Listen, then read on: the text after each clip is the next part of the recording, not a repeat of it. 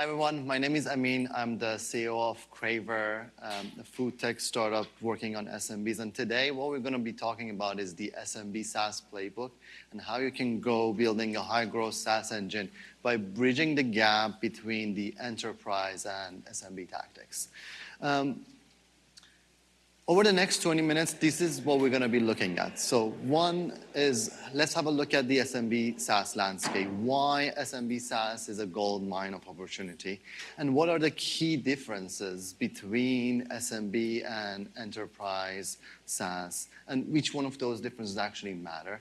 We're going to be then looking into bridging the gap between the two, how to adapt enterprise tactics when it comes to sales and marketing to SMB SaaS, and the importance of diversification when it comes to the sales and marketing tactics specifically for SMBs. We're going to be talking a little bit more about that. And of course, I'm going to be sharing some of our tactics and strategies and the practical tactics that you can implement to accelerate your growth today. Now, why am I talking to you about this? Is because after an initial growth that we had, we've been dealing with 6 consecutive quarters of stagnation. We hit a wall early in 2021, and we were not growing anymore. Those 6 quarters is where we were really trying a lot of different tactics, figuring out what's not working to be able to reignite our growth. And thankfully, we were able to do that. So those strategies that helped us reignite that growth are going to be what I'm going to be talking about today. And how did we go from there to turn around and really start our growth engine again? But first, I want to talk about the SMB SaaS landscape, and it's super important. It is a gold mine. This is why I'm so bullish on SMB SaaS in general and vertical SaaS. It is a gold mine of opportunity. There's more than 30 million SMBs in the US alone. So the size of the market is very big. And when it comes to what they need and how you can serve them, these SMBs a lot of times are competing with enterprise. Like we are in the restaurant market. Our customers, coffee shops, local coffee shops, is competing with the Starbucks of the world. Is it better now? Okay. No worries. So these are competing with enterprise already. So again, a coffee shop, a local coffee shop is competing with Starbucks, is competing with Dunkin', but they don't have the tools and the technology available to them to be able to compete when it comes to technology. And as a result of that, in this David versus Goliath, they're super underserved, and that market is very open to disruption. That's why SMB, like you see a lot of vertical SaaS going a little bit deeper. And understanding that these are smaller customers, these are smaller potential buyers for you, but they have their unique challenges, smaller teams, smaller budgets, but able to really work with you and go through the getting a product that might not be as polished as an enterprise and really work with you and iterate on getting what they want is super important, because then what you can do is that you can turn those unique challenges that it comes with an SMB into unique opportunities for you to be able to gain a market and really go deep on that side. And this is why I'm so bullish on the SMB landscape. And what we've learned when we were dealing with that big block of like growth plateauing was that a lot of times when it comes to the SMB SaaS, you hit the wall and you would think that the market is the problem. And a lot of times I bet that the market itself is not the problem, but our approach to the market is usually the problem. The way that you can sell to an SMB is different than enterprise. What they need is different. How they buy is different. How they find you is different. So it's very important to take that opportunity to detour and to change your approach on how you sell to them. So let's talk about bridging the gap. And basically the mantra here is that you don't have to reinvent the wheel. We just need to adapt those tactics. Enterprise, there's a lot of literature out there. Enterprise SaaS has been honing their tactics and strategies over the years. And there's a lot there to learn, and we should do that. We should pick up those pieces. But when it comes to deploying them, you need to adapt those tactics and not just adopt them. We've done that with a bunch of tactics from enterprise early years. We adopted them, and they didn't work. I mean, just put them aside. Outbound doesn't work for SMB. Put them aside. And then we had to come back to it a few years later, figure out why doesn't it work, and figure out the formula, and then go from there to actually adapt it to our business, to the SMB market that we are going after, and really make it work. And the last thing here is about diversification. For SMB SaaS to really succeed in selling to SMBs and growing, you need to diversify. And it's very simple. If you have an enterprise SaaS business, in order to get to that $1 million mark, a lot of times you just need one client. Sometimes you need 4, 5, maybe 10. But when it comes to SMB, you need hundreds of clients to be able to get to that point. And the approach that you can get on an enterprise to go and knock on every door to get to those handful of clients does not work when it comes to SMB. So you need diversification, because a lot of times things that happen is that some of those strategies work for a while and stop working. You need to come back to them and fix that, and we had to deal with that a lot. If you don't diversify, you will not be able to succeed there. So I want to jump on the Outbound. I've already mentioned it. Outbound was the strategy that we adopted first without adapting to it. And it didn't work. But we came back to it, and we were looking at Outbound specifically. Why didn't it work for us? We are working with restaurants. Our ARPU at the time was around $4,000 per year. And what the literature was telling us is that if you don't have an ARPU of 25, 50, better 100 grand a year, Outbound doesn't work for you. Well, what was missing from that big headline was that there are assumptions in there. The assumption on the number of leads that an SDR can generate in an enterprise, which is around 1 or 2 per week. There are assumptions around how long it takes to close a deal in enterprise, which is between 3 to 9 months on average.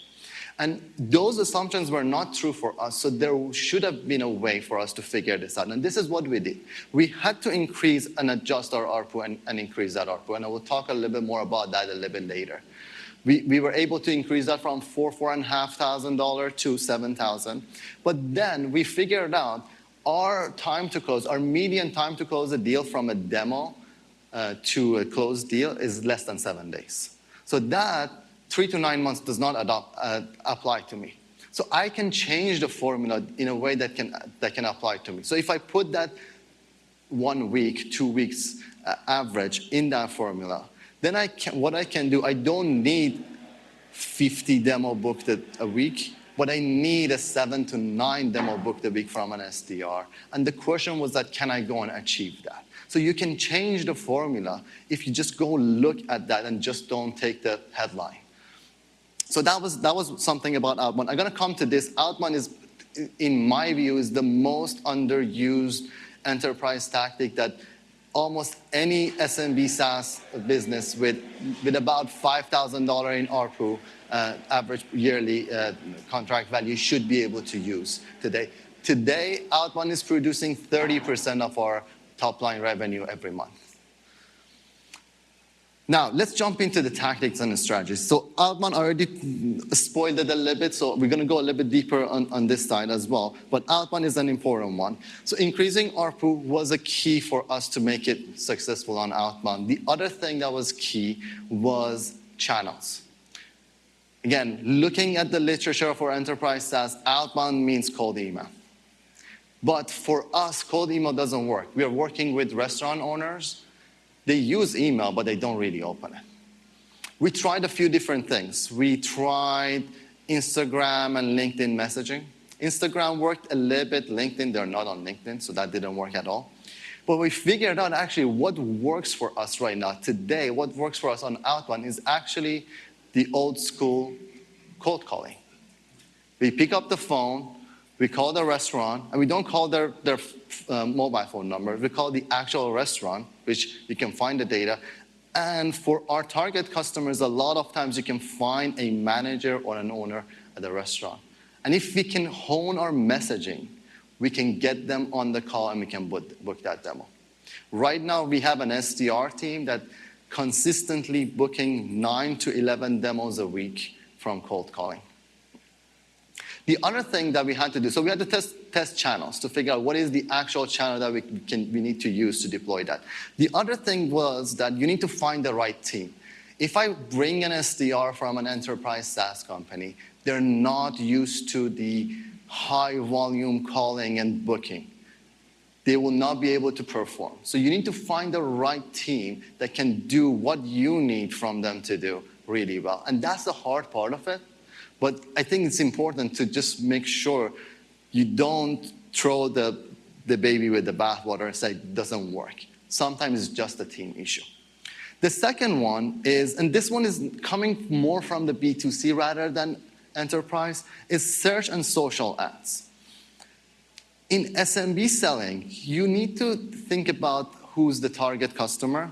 And the target customers a lot of time is very similar to the B2C target customer. So our target customers, for example, for the restaurant side, they are on Instagram all the time. They're on Instagram promoting their business. They're not just exploring, but they are on Instagram. And so if you want, you can start using both search and social ads and really capture them. There are a couple of things that are key we figured out after a bunch of testing. Targeting is key, but you can do targeting really, really well right now. With the new AI tools that are out there, you can do targeting really well. You need to increase your ad budget slowly. You need to give the algorithm time to be able to find the right type of target, the right type of audience for you. You need to train it well. So pixels and like making sure that the algorithm knows what is an actual lead for you, not just a click-through. Super important. We had to learn that. We learned that the hard way of really optimizing on something that doesn't convert. If you can tell the algorithm what actually converted, it can go and find you more of that. And we have been able to do that successfully with Meta at 1/3 of the cost of our Google ads. And Google Ads comes with intent, Meta doesn't. But we can convert that much better now because it can find the right type of people for us.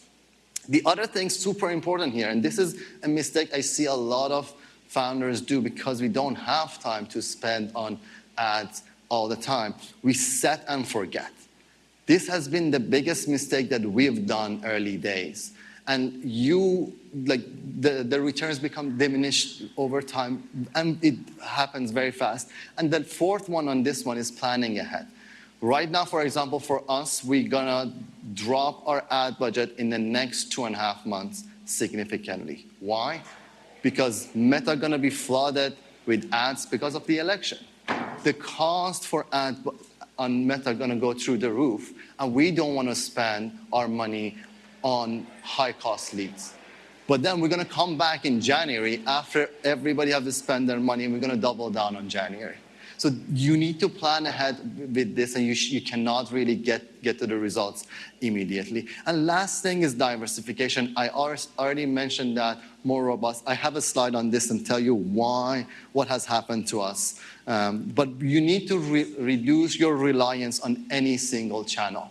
Otherwise, you're not going to be successful. We have had that problem on this one significantly. Let's talk about increasing ARPU. This is what we did over 24 months, increased our ARPU 54% from about 4,500 to 7,000. And there are a couple of different small steps here and one big step.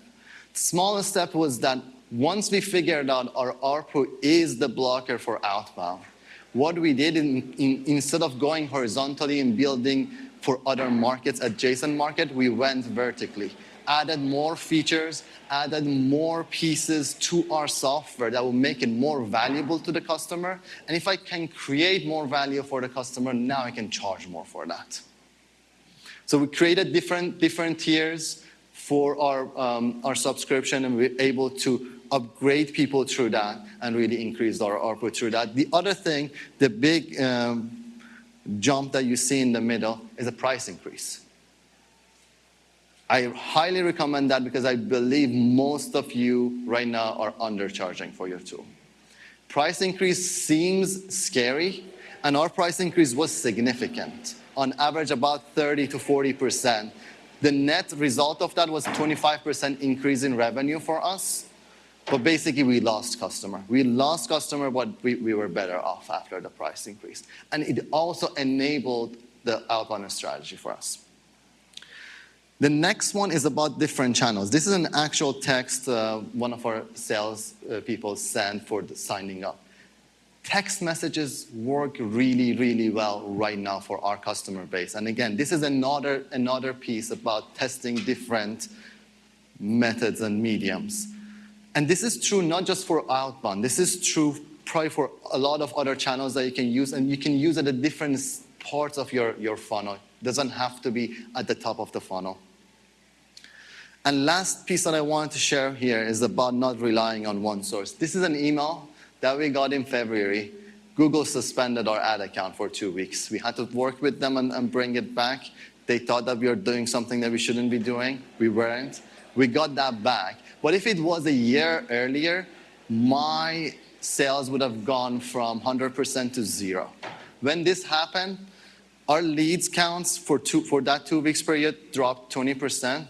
Our sales team did not feel that at all because our outbound team were able to pick that up. And that's the point of diversification. You need that because things like this will happen.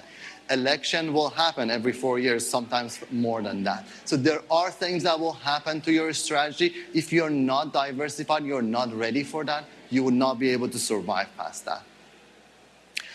So we're coming to an end, couple minutes if there are questions. But over the last 20 minutes, what I showed you was we talked about the SMB SaaS landscape, why I'm so bullish about this space and why you should be as well.